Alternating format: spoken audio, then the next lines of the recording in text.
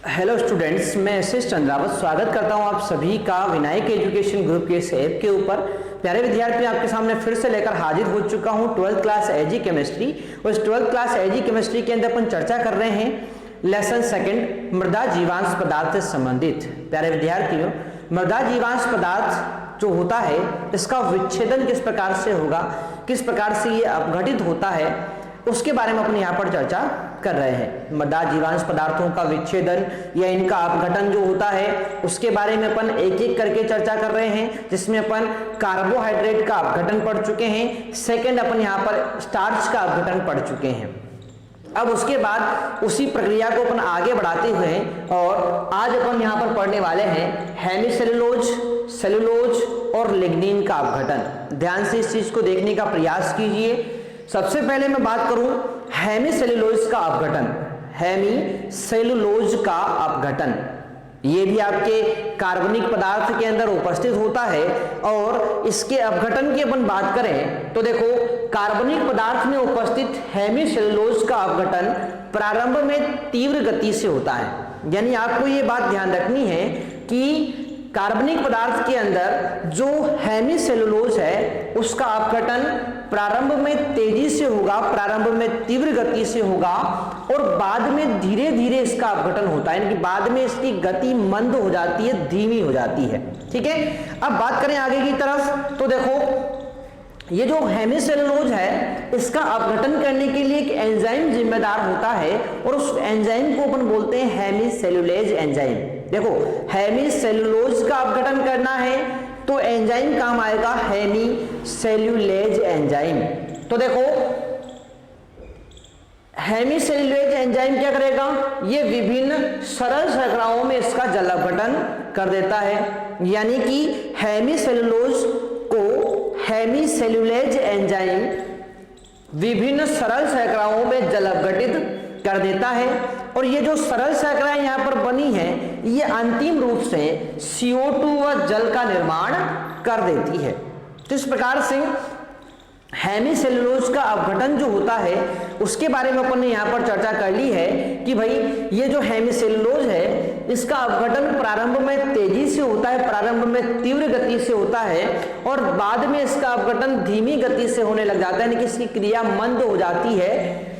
यहाँ पर इसके अपघटन के लिए जिम्मेदार एंजाइम होता है हेमीसेलुलेज एंजाइम। और हेमीसेलुलेज एंजाइम जो होता है ये विभिन्न सरल शर्कराओं में इसको जल अपघटित कर देता है पहले, और फिर वो सरल शर्कराएं आगे चलकर आपके CO2 व जल में अंतिम रूप से परिवर्तित हो जाती है।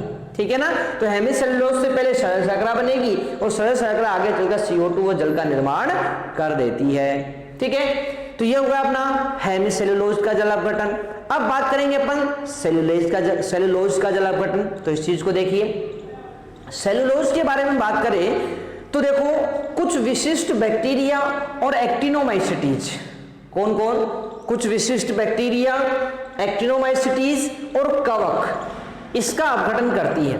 यानी कि सेलुलोज का अपघटन जो होगा ना वो कौन कर सकता है, तो कुछ विशिष्ट बैक्टीरिया कर सकते हैं, एक्टिनोमाइसीटीज कर सकती है और कवक कर सकती है। तीन जीव हैं, ये तीन सूक्ष्म जीव हैं जो इस सेलुलोज का अपघटन करते हैं। अब सेलुलोज का अपघटन करना है तो इसके लिए जो एंजाइम काम आता है वो सेलुलेज एंजाइम होता है। कौन सा होता है, सेलुलेज एंजाइम। तो ध्यान रखेंगे, सेलुलोज के अपघटन में सेलुलेज एंजाइम आता है, काम आता है, जो इसे जल अपघटित करके सेलोबायोज का निर्माण कर देता है। और ये जो सेलोबायोज यहाँ पर बना है ये आगे ग्लूकोज में परिवर्तित हो जाता है। ग्लूकोज आगे चलकर CO2 व जल बना देगा और साथ में ऊर्जा उत्पन्न कर देगा, ऊर्जा मुक्त कर देगा।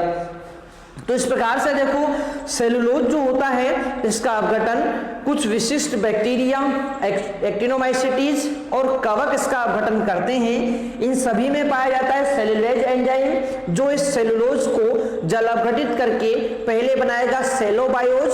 और ये जो सेलोबायोज होता है ये आगे टूटकर ग्लूकोज में बदलेगा, ग्लूकोज आगे चलकर CO2 व जल का निर्माण करेगा और साथ में ऊर्जा उत्पन्न यहाँ पर कर देता है। ठीक है, तो ये बात होगी अपनी सेलुलोज के अपघटन के बारे में। अब नेक्स्ट बात करें अगले पदार्थ के अपघटन के बारे में, तो वो आता है आपका लिग्निन।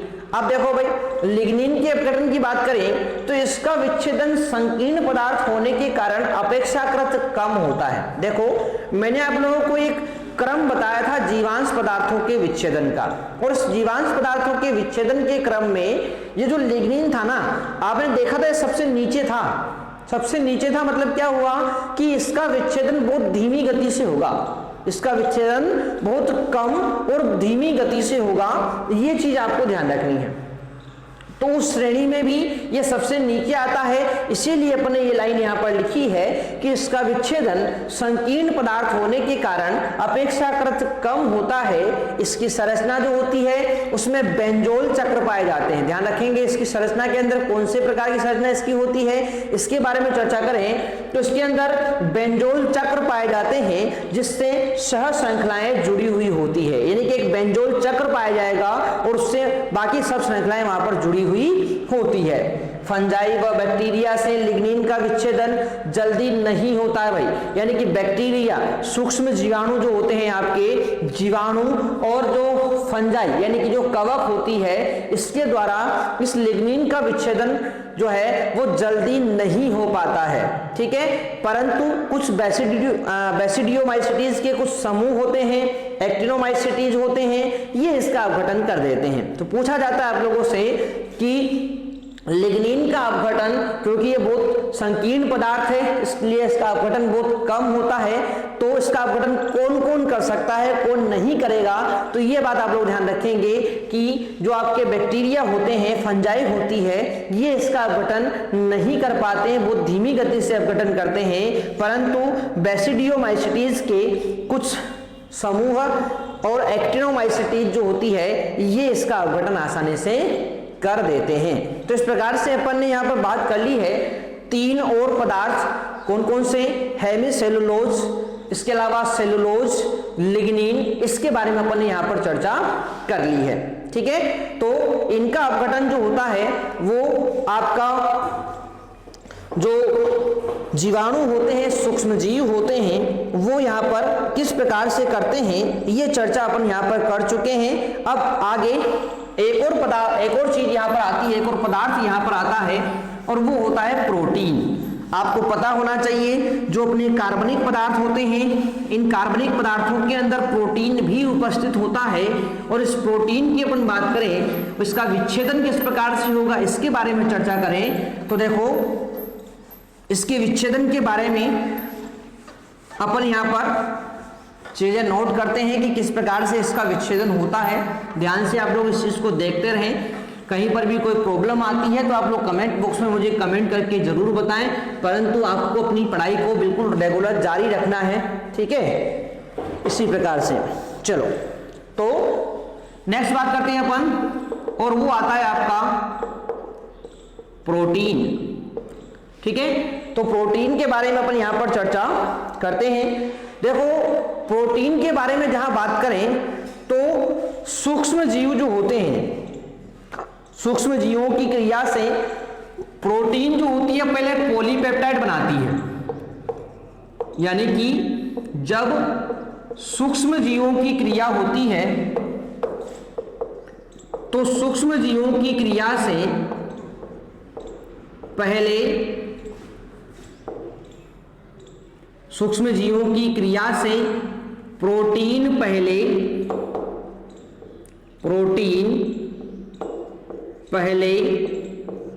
पॉलीपेप्टाइड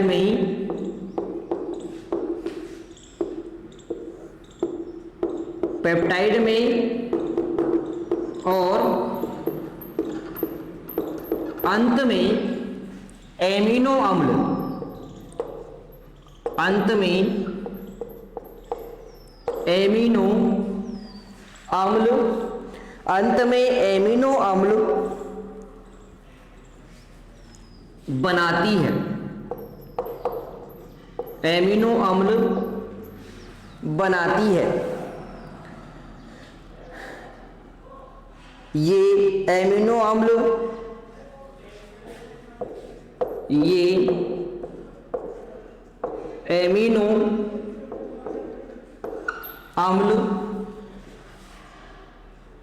बैक्टीरिया फंजाई की क्रिया के फलस्वरूप बैक्टीरिया एवं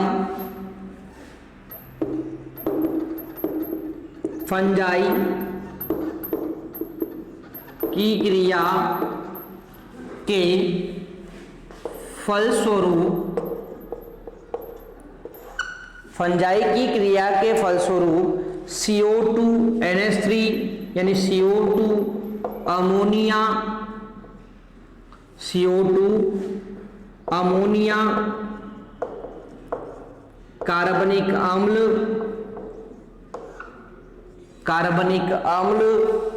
एल्कोहल तथा अन्य यौगिक कार्बनिक अम्ल एल्कोहल तथा अन्य यौगिक उत्पन्न करती है।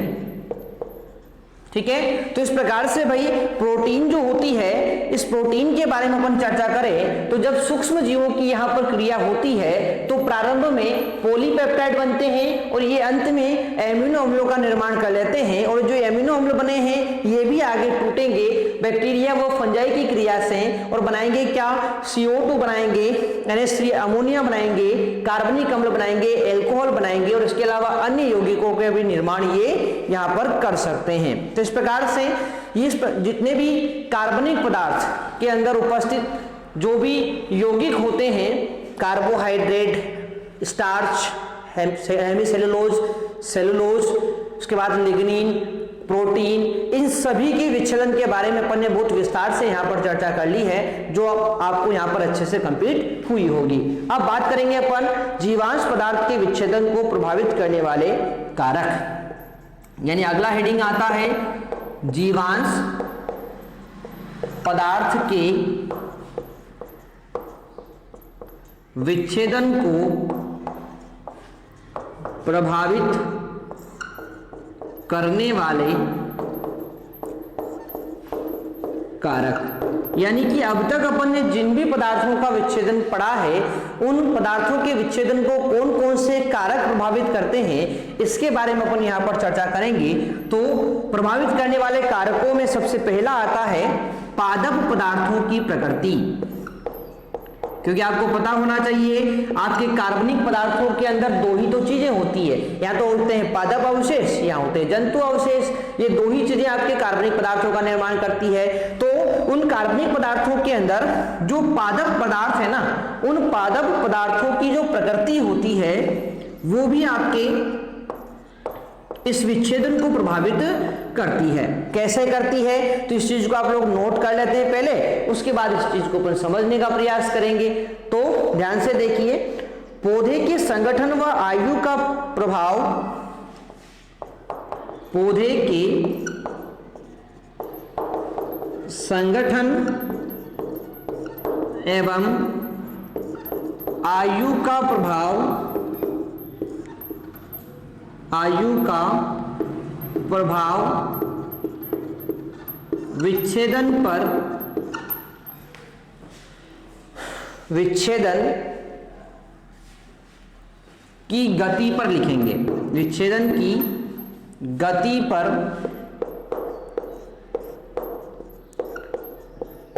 पड़ता है, विच्छेदन की गति पर पड़ता है पूर्ण परिपक्व पौधों की तुलना में, पूर्ण परिपक्व पौधों की तुलना में अधिक सरस। देखो जो छोटे पौधे होते हैं ना, उनके बारे में बात कर रहे हैं अपन ना, अधिक सरस पौधों का विच्छेदन, अधिक सरस पौधों का विच्छेदन शीघ्रता से हो जाता है, शीघ्रता से हो जाता है, शीघ्रता से हो जाता है। कम उम्र व सरस पौधों में जल विलय युक्त नाइट्रोजन युक्त पदार्थों की अधिकता होने के कारण विच्छेदन शीघ्रता से होता है। यानी कि कम उम्र व अधिक सरस ऊतक वाले पौधों में जल विलेय नाइट्रोजन युक्त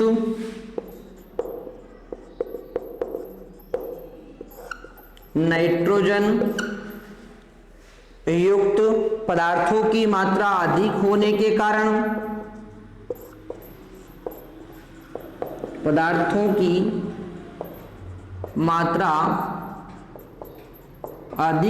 के कारण इनका विच्छेदन तीव्र गति से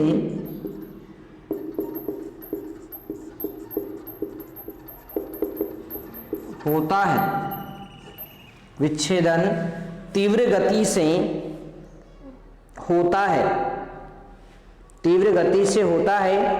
परिपक्व पौधों में हेमीसेलुलोज लिग्निन की मात्रा बढ़ जाती है। परिपक्व पौधों में हेमीसेलुलोज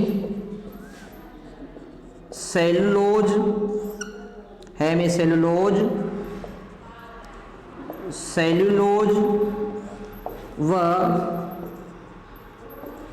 लिग्निन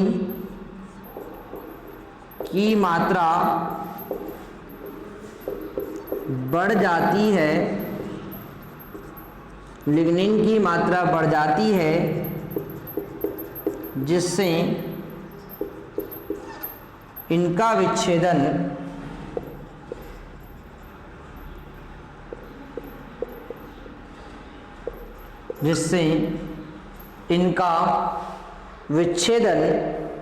धीरे धीरे होता है। अब इस पैराग्राफ का मतलब क्या होता है, इस चीज को यहां पर ध्यान से देखो। पौधों की जो प्रकृति होती है वो आपके जीवांश पदार्थ के विच्छेदन को प्रभावित करेगी। देखो, एक तो होते हैं परिपक्व पौधे, ठीक है, और एक होते हैं अपरिपक्व यानी अधिक सरस ऊतक वाले पौधे, सरल ऊतक वाले पौधे, कम उम्र वाले पौधे। देखो क्या होता है, जो कम उम्र वाले पौधे होते हैं, सरस ऊतक वाले पौधे होते हैं, उनके अंदर जल विलय नाइट्रोजन युक्त पदार्थों की मात्रा अधिक होती है, इसलिए इनका विच्छेदन सरलता से तीव्र गति से हो जाता है। परंतु जो परिपक्व पौधे होते हैं, उन परिपक्व पौधों के अंदर होता क्या है, तो वहां पर हेमीसेलुलोज, लिग्निन इस प्रकार के पदार्थ जमा हो जाते हैं। और आप लोग ये अच्छे से जानते हैं कि हेमीसेलुलोज, सेलुलोज और लिग्निन इनका विच्छेदन धीमी गति से होता है, इसीलिए परिपक्व पौधों के जो अवशेष होंगे वो धीरे धीरे विच्छेदित होंगे। तो इस प्रकार से देखो, पौधे के संगठन व आयु का प्रभाव विच्छेदन की गति पर देखने को मिलता है। तो इस प्रकार से अपन ने यहाँ पर विच्छेदन को प्रभावित करने वाले कारकों के अंदर एक कारक की बात कर ली है, और भी बहुत सारे इसके कारक हैं, और इन कारकों को अपन पढ़ेंगे नेक्स्ट सेशन के अंदर। तो आप लोग इस सेशन को अच्छे से कंप्लीट करिएगा। कहीं पर कोई दिक्कत आती है तो कमेंट बॉक्स में कमेंट करके मुझे जरूर बताइएगा। मिलते हैं नेक्स्ट में, तब तक के लिए टेक केयर, बाय।